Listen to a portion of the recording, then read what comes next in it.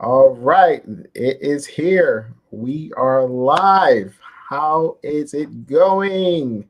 Everyone that's watching, I am Bruce Jordan, the Michael Jordan Hotels, and of course, I have the one and only Lovell here. What's going on, girl? How you been? I'm awesome, Bruce. Thanks for having me. I'm doing well. Been looking forward to this. I am so glad you're on the show. You're an author now. It's like saying, "Hey, you're a parent now. You're an author now." It's out there. I, I see you with the hit lead like a girl. So what inspired you to write this book? It's been a pleasure getting to know you, and I hope we know each other better as we continue our new friendship. But you don't know me very well. I don't look back very often. I'm a very in the moment, looking forward type of person. But when I do look back, I have had an amazing life, an amazing career, and even though there's been, trials and troubles along the way, we all have those. I've survived them, I've overcome them. And it's really, the book is about gratitude. I just wanted to give back. There's leaders out there that are several station stops behind where I am in my journey. And I felt like some of the stuff I've learned, I can impart to them. And the leadership lessons couldn't be written without the life lessons. So um, I'm really, pleased with what happened and very thankful for where I am today. We are glad to hear that. We know you had an amazing life, a lot of trials and tribulations, and outside of personal and business. But speaking of business, how did you get started in the hotel business? Well, like a lot of people in hospitality, the hotel business found me. I wasn't, sitting around thinking about a hotel career. I had a friend that said to me, I think they're looking for back then we called them secretaries. But he said they're looking for a secretary at a new hotel.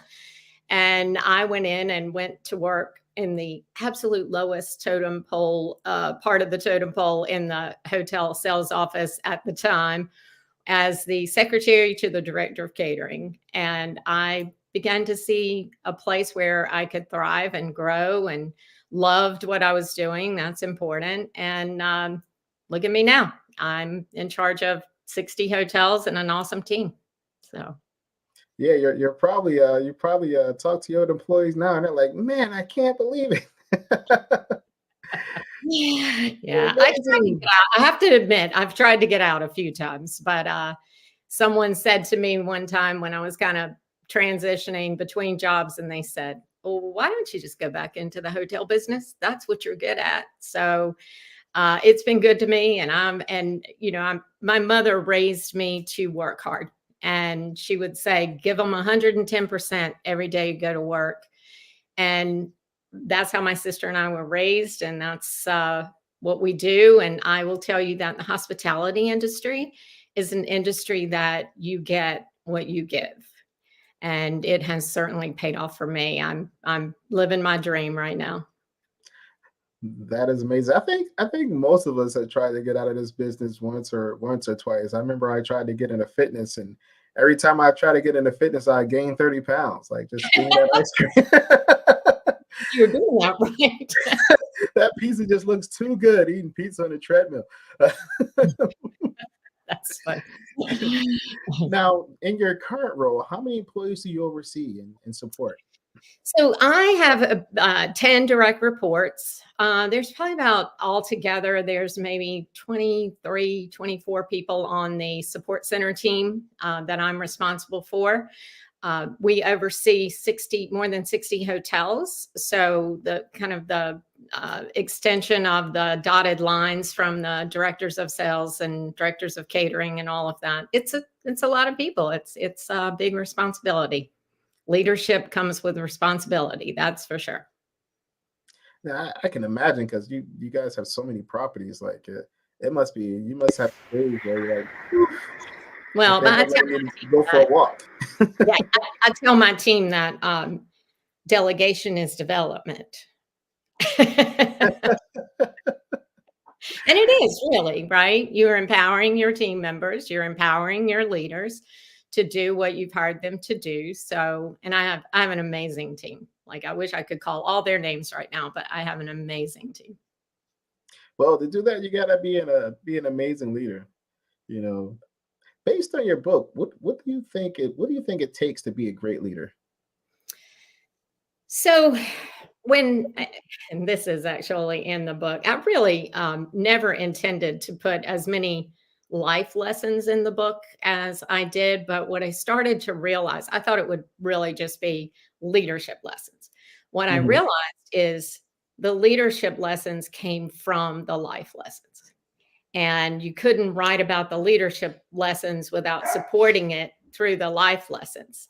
So, my grandmother uh, was in the last few years of her life. And I asked her one day, I said, "What wisdom would you impart to me?" And she said, "Lovell, you're not better than anyone else, and no one's better than you. Just be yourself, and they'll like you."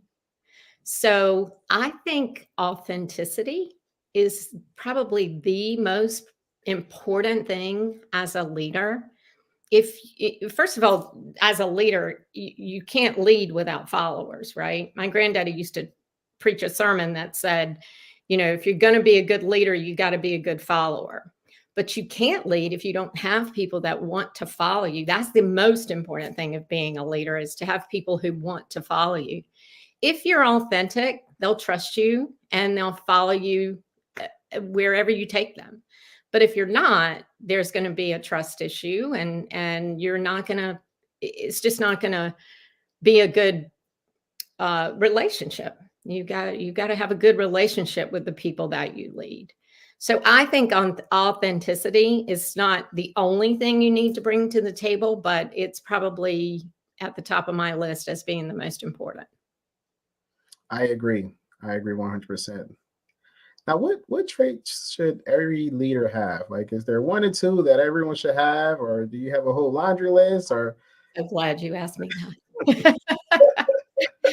So there is a chapter in the book, and it is it actually highlights the male and female attributes of a leader. And as soon as I wrote that chapter, I did a test. I tested myself, and I did like a 1 to 5, right? Like in a 5 being that's a strong trait for me, a 1 being it's a weak trait for me. And I actually do this in my coaching as well. It's an exercise that we do. So here's the thing: some women have male traits, and some men have female traits in their Mhm. leadership style. And it's not a one size fits all, because again, it's your life lessons that create the leader that you become. And so what I think is, on any given day, there are traits that you're going to have to bring to the table. What's most important is not sitting here saying this trait's more important than that trait or vice versa. What's most important to the leaders that are watching this show is to understand what you're good at, where your solid traits are, and what you're not good at. And what you're not good at, and the traits that you don't execute well, are the ones that you want to work on. Because as I said, on any given day, you need to bring a different um, a different group of traits depending on the climate of your team and what's going on in that day. We put a lot of fires out in the hotel industry, right? That's That's what I love right. about my job. Like I never know what my day is going to bring. It's all about what's happening in the hotels and what's going to come across my email. I would have been bored to death all these years if I went in and just worked a job I could count on everything happening in the same order every day. So every day I have to show up being a different leader, being sensitive to the needs of my team. And that's what I think leaders should do. That's one thing about the hotel business. You always have something to do. If you get tired of one job, there's like 10 or 15 other different jobs or departments or titles that you could switch to. Yes, absolutely. Yes, for sure. And there's a lot of people in the hotel business, right? So on any given day, you're dealing with what they brought to the table that day, or what they brought from I can't start unpacking that. We don't have long enough, but when you're working with people, and I talk about this in the book. When you're working with people, you're also working with the conditioning. If you're working with a person, and I hate to call it baggage, but Mhm, sometimes there's baggage from the conditioning of how we were brought up. My mom taught me to have a good work ethic, like I told you. My dad taught me to walk in that room like I own it. mhm. And so I never realized I didn't have a seat. I assumed I had a seat. Yeah, that's So, right. you That's know, right. but sometimes people misconstrue that as being, arrogant. So you have to be careful, and you have to be very, aware of the perception that others have of you. I agree. That's what I get all the time. Oh, you're so cocky. You're Mr. Know-it-all. I feel like I'm Mr. Don't Smart, Know right? Enough. Um, You're in the now, revenue management side, and I always say, like, I'm never the smartest person at the table if I'm sitting with the revenue management team. They're the brainiacs, right? for sure, we could definitely see the patterns and see what's coming most of the time. So, now, do you believe everyone is a born leader, or because there's some people out there they just don't want the responsibility. They don't want to deal with it. I don't believe that people are born to be leaders. And I would have answered that question just like you just did. I believe there are people that just don't want to be the leader. And that's okay. That's okay, because we can't all be leaders. That we'd have nobody to lead, right? Mhm, What I do think is that, you really have to, um, do something that you enjoy doing, and if it takes you to it, getting out of your comfort zone is a good thing. I love to get out of my comfort zone, because when I'm out of my comfort zone, I'm learning. mhm. But if it's just not something you aspire to, you're not doing the people you lead a good service, right? You got to show up every day loving what you do, leaving your troubles at the door, and knowing that they'll be there when you get home. They'll be there. But you got to show up for the people that you're responsible for. You answered that question. It is a huge responsibility. You are responsible for not only the lives and for the not only the careers, but also for the lives of others. And I didn't always remember that, because it used to be about give me a new title and show me the money. And it was. I'm hey, look, now the younger people Now today, you're talking. I did. I was climbing that ladder, right? I mean, I was climbing that ladder, but a lot of the people today that come into the workplace, I think they do a little bit better about. I always have to think about this because I'll say it backwards, but they work to live instead of Mhm. live to work. But I came up when you were putting those 12 and 14-hour days in. My Oh yeah. mother said to me one Oh time, yeah. if you divide the hours you work into the money you make, you really don't make that much money. I'm like, It yeah, was, we it was don't less do than minimum wage. that. Yeah, we don't do that hospitality. Um, but but it paid off. And so and I have a wonderful job with PM Hotel Group, and I couldn't be happier about coming to work every day and doing what I do. So it paid off. But yeah, yeah. Yeah. Then The money nowadays, had to go away, mhm. and give me the title had to go away, and I had to start realizing I was leaving a legacy. It was about those people that I was leading. So that's when it really changed for me, to be honest with you. And if you're a leader and you're watching this program and you feel like you're stuck, maybe that's what you need to do. You need to let the self promotion go and really just focus on making your team successful, and you'll find out that all of a sudden you'll become the greatest leader ever. Yeah, I think they're running to employees that they don't want the title. They just want you to show them the money. Well, anybody who says money doesn't matter, it does. You have to have money to live. So, That is true. yeah. That is true.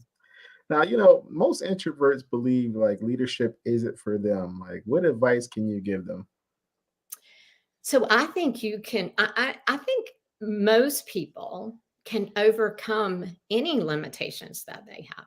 I mean, I've seen people that overcame physical limitations.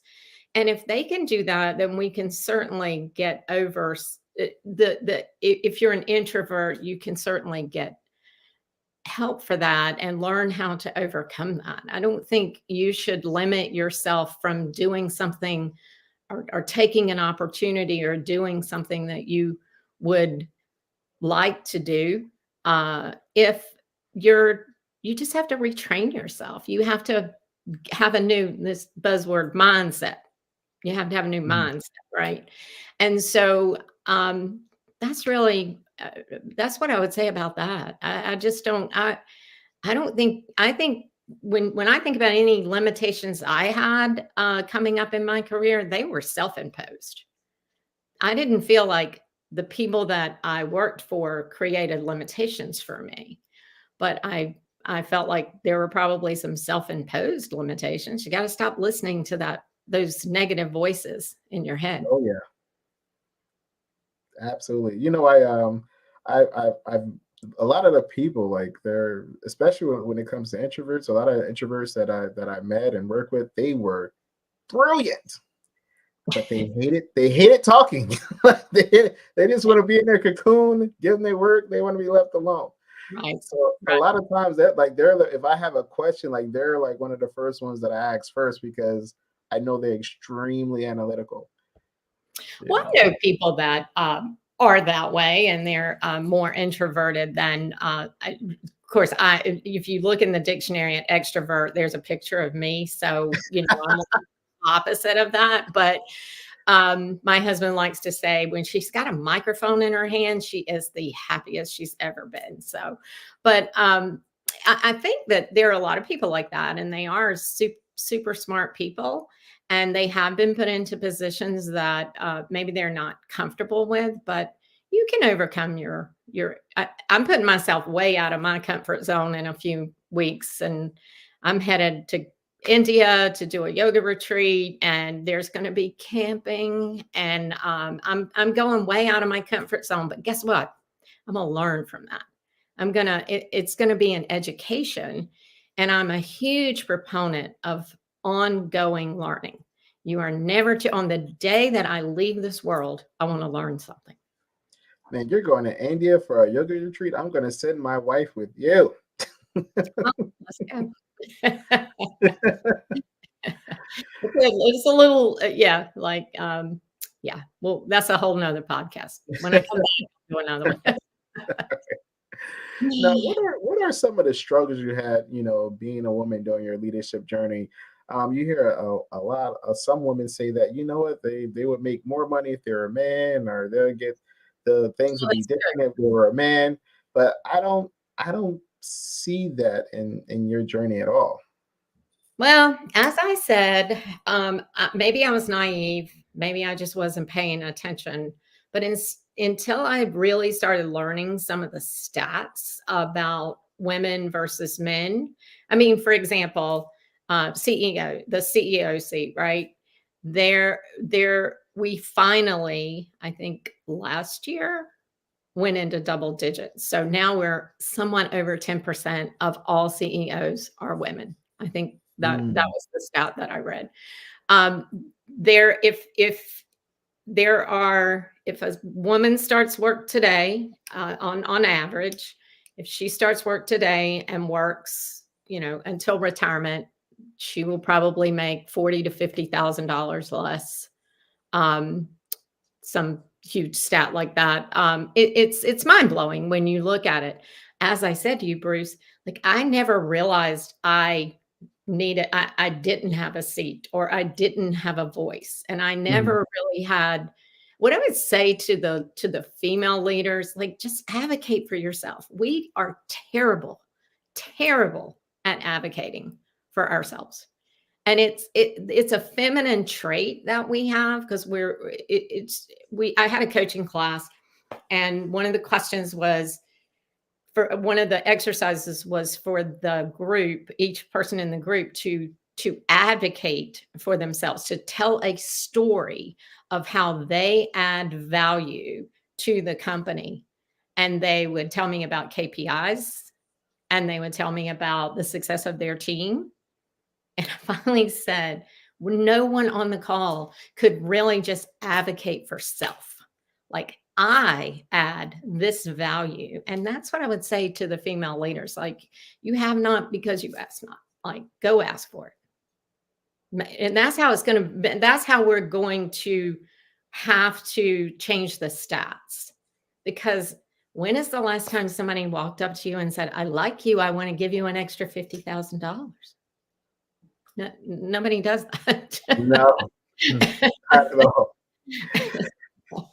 Surprisingly, at some of my hotels that I had to take over, I looked at the payroll and I was like, I have to increase the payroll, and they're all looking at me like I'm crazy. I'm like, no, this payroll is too low. Like this is why your turnover is too high.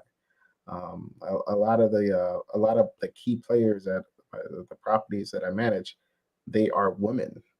You know, they're able to see things for what they are without the ego and the pride and all the other stuff that Well, gets caught up in decision making.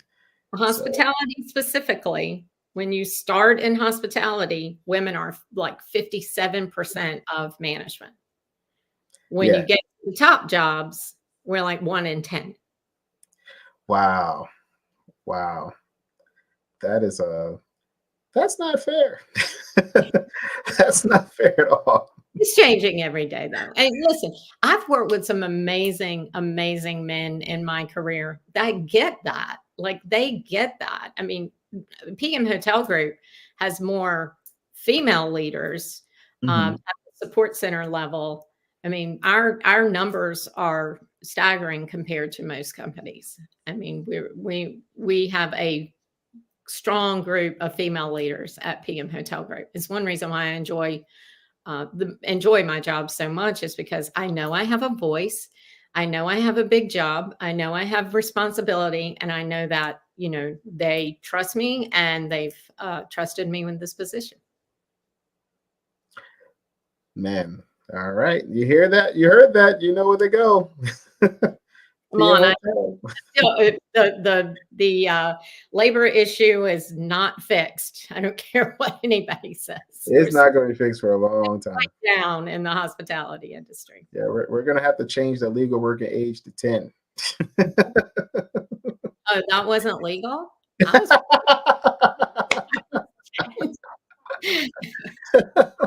an envelope when I was.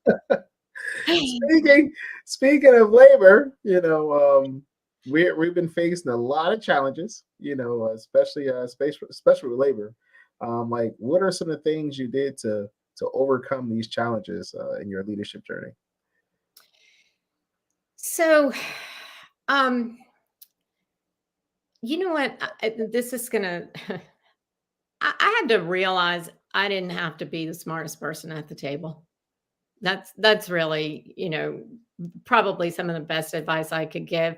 One of the things for me is I did not graduate from hotel school. I did not go to, NYU or Cornell or any. I didn't choose to go to college, and for years, the voice in my head would I wouldn't apply for things. I wouldn't go after things, and that I had every bit of experience to do, but I felt like that would hold me back. And so what I realized is I don't have to be, I am pretty smart though, but I don't have to be the smartest person at the table. I just have to assemble the right team.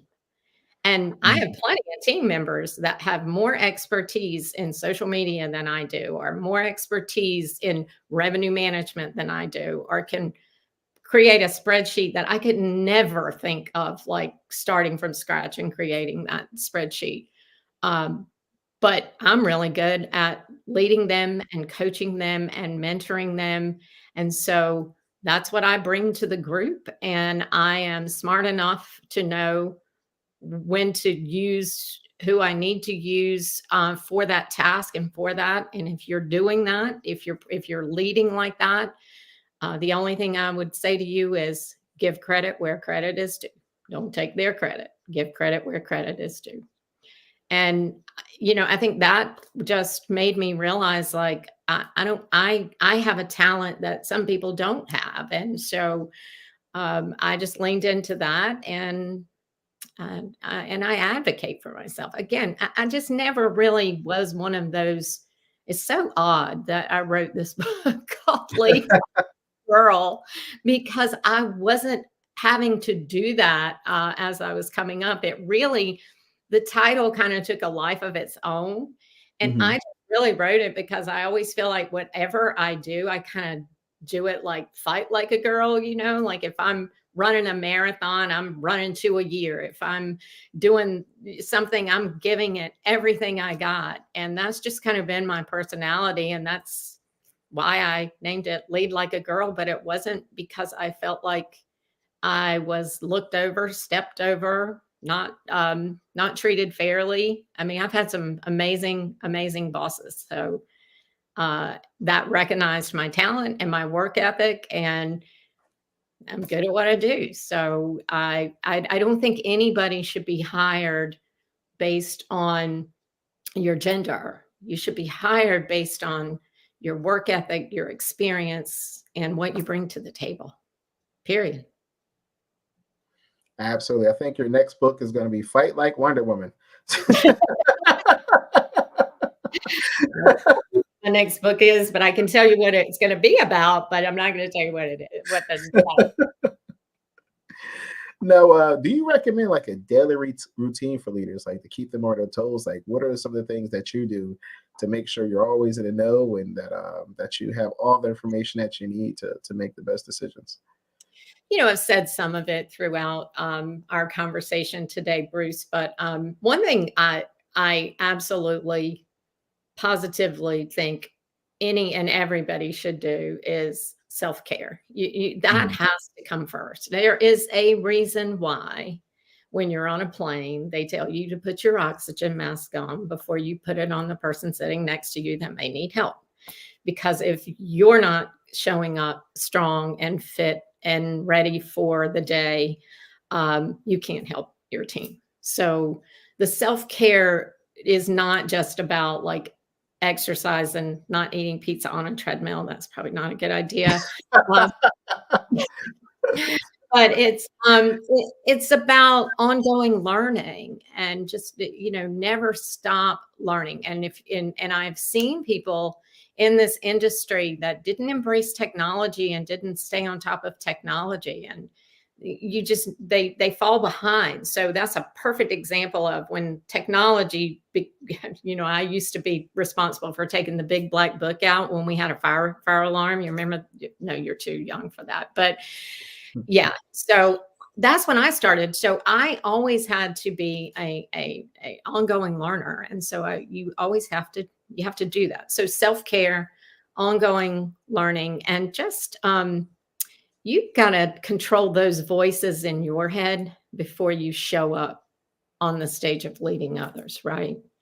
You got to turn the negative into positive, and I do that through I'm a proponent of the I am meditations, and when Mhm. I started practicing that, I mean, my life just went it really as good as it was, it got better, and then it got amazing. And so if you think you can't, tell yourself you can. It's I am going to be that director of sales. I am going to be a VP of sales. And and you got to believe it first, right? You asked me about the introvert, and what I would say is, first of all, you got to want it. And second of all, you got to believe it. Because if you don't believe it, nobody else is going to believe it for you. And third, you got to execute. To whom much is given, much is required. You don't all of a sudden just get pushed, set down in a chair and say, you're going to be the leader. Like you had to execute to get there. And when you get there, you got to remember that it comes with a lot of responsibility. Yeah, And that is true. That is true. it does. I think the biggest mistake most people make, they think skills equals leaderships, and having skills and being able to lead are like two different things. Well, that goes back to me saying I don't have to be the smartest person at the table. There is no way that I could know and be an expert at everything the 10 people, just the 10 people that Mhm, report to me. I think you asked me a question the other day, a few minutes ago, and I would also like to say that as a leader, like you have to listen to your team. And as a young leader, I didn't always listen. mhm. Somebody once said, God gave you two ears and one mouth for a reason. We should be using them in that order. And maybe I just got tired of talking and I listen better now. But literally listen to my team, and because they are smart, they've got great ideas. I might learn something from them. They might have a better way of doing it. Where as a young leader, I would always I would always like shut them down or have a better idea or feel like I had to kind of rain on their parade, if you will, if they brought it. But I learned like you can't. So here's what I'd like to say about that. You have to know what a person's perception is as a leader. You have to know what a person's perception is of you. And you have to be so in tune to tuning into that, right? Because if I'm sitting across the table from someone who's been in the hotel industry for 5 years, Mhm. I'm leading a meeting. First of all, they're already intimidated because I'm the senior vice president, or, the title can be intimidating. But if I'm intimidating them, I'm shutting them down and I'm Mhm. missing an opportunity to learn from them or help them. You got to be cautious about that. Warm, friendly, that's what we are in hospitality, right? We don't have to be experts and know-it-alls in everything, For sure. For sure. except for you, Bruce, and you are just so smart, but yeah.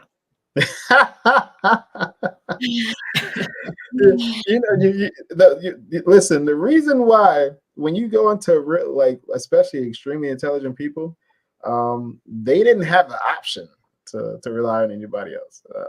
That's what I've seen. Like they were like there's this old a football player from back in my day called Dan Marino, and he'll take a bum team to the Super Bowl. Like he doesn't have the option to rely on anybody else. So he has to make it happen because he doesn't have all the tools that the other teams had. So. I cut my leadership teeth uh, back in the 90s, really, when I was operating. It's so funny that you said that. And I never planned on saying this today, but when I ran my dad's television ministry when he couldn't, and it was just a chaotic time, a tragic time for our family. And I was dealing with a lot more than just running a television ministry. But that's when I cut my leadership teeth. That's when the challenges, when things were so hard every day. Mhm. And you just, like you said, you just had to make it happen. And you had to keep moving forward. And you had to have a win, at least one win a day. And then, and you just kept on going through each motion. And the people that were with me then we would sit and just be grateful that we made it through that day. It taught me a lot. It taught me perseverance. It taught me to never give up. It taught me if you believe in something, stand for what you believe in. I write about this in the book on when I talk about the decades that built me. But it really was the decade that built me as a leader. And, I'm happy to say that my dad's back at the helm and he's on television 4 times a week at 83 years old. And looking back, all that we went through and everything that the work I had to put in to keep the ministry going and make it happen was worth every minute, every bump in the road, every mountain I had to climb, every time, I thought I wasn't going to make it and I did. So that's what you bring to the table is the conditioning that life doing what life does creates you. And you can either be bitter and give up, or you can keep on going and find reasons to be grateful. Wow, you guys, you and your father should put together like a public speaking course or something, because I think that'd be dynamic. The last public speaking course I bought was from Joe Biden. It didn't work out too well for me. Somebody actually asked me, I was at BITEC recently, and somebody asked me to give them some advice on speaking. And what I would tell you is just be prepared when you're called to speak. Like, don't ad lib. That's never a good idea. Like, you got to be a good study before you get to the stage. And you got to know your speech before you get up there. It's kind of like singing a song. I also sing. If you know the words to the song, that's half the battle. If you can carry a tune, but if you don't know the words, you're going to stumble, you're going to miss the note, you're going to miss the cue to come in or whatever. And so it's all about like knowing that the words to the song. And my dad, when I first started singing, used to make me, he literally used to make me sing it like 100 times before I could sing it on stage. So life is a practice, and practice maybe makes perfect eventually. I don't know. I'm still trying to be perfect. I'm still practicing, so I haven't reached perfect yet. Yeah, you had a pretty decent music career, didn't you? It was within the ministry. I've done a couple of gospel albums a long time ago. If you find them on YouTube, I was a brunette then, so.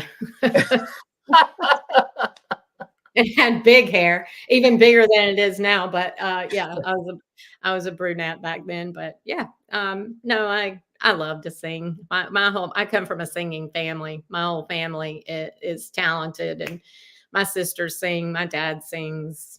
Plays instruments. It was just in the DNA. When my granddaddy would show up for church, he already had a choir because he had 10 kids. So he had music in place. Now, with the book, like, what do you feel like the theme or the message you were aiming to convey when you were writing it? Oh, wow. What was like your number one goal when you were writing the book? Just that again, I do believe that I have my parents to thank for. My mother said, "You can do anything you set your mind to." And my dad never wanted one of his kids to have an insecure bone in our body. I mean, Mhm. that was, and we were just raised that way. So I had a lot of advantage coming in to this role that I get to play every day. But a lot of people don't. And a Yeah, lot of people don't have the support surrounding them that I did. And so I just want to give back. I mean, that's what it's all about. Like, I just want to give back. It's been a wonderful ride, and there are a lot of young women and men out there that would. I used to think that my VP of sales or the senior vice president of sales, man, I used to think, oh, I just want to be her. I mean, I thought they must have the most glamorous life, and it just traveling all the time, and it is great. I mean, it's awesome. I love to travel. I love to stay in hotels. I grew up an evangelist daughter, so I've been traveling since I was 2 months old. But I love all of that. I'm happy when I'm in an airport. Most people are like, I have no idea how you do it, but I am happy when I'm traveling. And the hotel business allows you to do that. And my career has allowed me to do that. But really, Bruce, I just want to give back. And that sounds, kind of corny, I guess, but it's what it's about. Like, and leaving a legacy, it's got to be more about the title and the money, and it's about the influence that I've had on people. I tell you what, I said this recently speaking at an HSMAI conference, but when I got my first above property role in Mhm. 2005, I would have paid my boss to let me have that position. I just wanted that position so bad. I figured I had arrived if I could get an above property role. I went from one hotel to 27. I was in heaven. But um, what I started to realize when that press release went out is that I had already had a huge influence on the lives and careers of other people. Mhm. I guess I was moving so fast, I never really knew that until people started coming out of the woodwork, like congratulating me and telling me how I had helped them in their career or had an impact on their career, or they were a director of sales today because I worked for you at such and such a hotel. I was like, wow, wow, that's huge. And it started being about, what most leaders just need to realize? It's not about you. It's about the people you lead. Yeah. And when you take that mindset and you think about that, and then I've just also had such an amazing influence from the the ministerial family I was raised in. My granddaddy was one of the best public speakers ever. I could take almost every sermon he ever preached and turn it into a leadership lesson. And Nice. so, I mean, Nice. it's just determination needed ahead. It's in my DNA, and that's what we just have to lean into. Wow. Going back to you said about, taking on that above property role, a lot of people don't realize that it's a lot that goes into that. You go from one hotel to like 20 or 30 hotels, and you can't. It's easy to control one property versus trying to control 30 of them at one time. So Or 60 or yeah, 100. I so mean, it was yeah. that we finally got up to 100 hotels over a 10-year period. But, um, you are absolutely correct. It's not as glamorous as I thought it was. Yeah. It's fun and it's rewarding. And if you love a challenge, it's challenging. And what I have to remember is I'm never going to fix them all at the same time. Mhm. There's always going to be a market problem or a hotel problem, or there's hotels are like children, and no two children are the same. If you're a parent of multiple children, then you realize I had one daughter, so I never realized until she had three that they come with a different personality. It's not a one size fits all, and that's how hotels are. Yeah. Because you can be a cookie cutter, branded hotel, but if you're sitting in a different market, even in we just took over, transitioned into a hotel in Jacksonville, and Jacksonville is a huge city. And so, depending on the market or the neighborhood that you're sitting in, can make that hotel different from another hotel. And so, you got to be willing to flex and, have a different. That's why I said you can't bring just these top three traits as a leader to the table every day. You got to bring which ones you need that day. Yeah. For sure. For sure.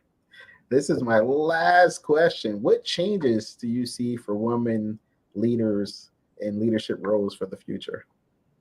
Well, we're gaining ground. I mean, look, we're a lot further ahead than where we used to be, right? And every day on LinkedIn, I see another woman installed as a CEO of a company. And I think, we are gaining ground. And I will tell you one thing. I always I told you I'm really a positive person. So Mhm. sometimes I try to think about things that COVID made better.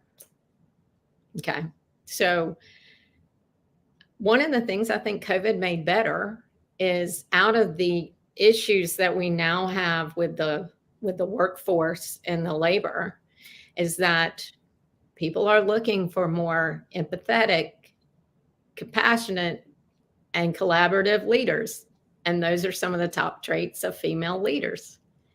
And what we, are known for as female leaders is we're empathetic and we like collaboration and we're great communicators. And so I think now some of the investors and owners and people that are making the decisions about who's responsible for their company and therefore responsible for the people that work for them, they're looking for those traits because the workforce is saying, I don't want to work. And if you're not going to, you know, if you're going to be autonomous and you're not going to listen to me, I don't want to work for you. And they're making those choices. So I think that has actually helped people look closer at what a woman brings to the table. But again, I would just say people should be hired based on their talent, their work ethic, their experience, the knowledge of the industry that they're going to work in, not because of their gender, not because of the color of their skin, not because of anything other than what can you do? What can you bring to the table that's going to help meet the fiduciary responsibilities of this company and move this company forward with a happy workforce? It sounds simple, right? Absolutely. When you dumb Absolutely. it down. For sure. For sure. Well, listen, thank you so much for coming on the podcast. Where can everybody get the book?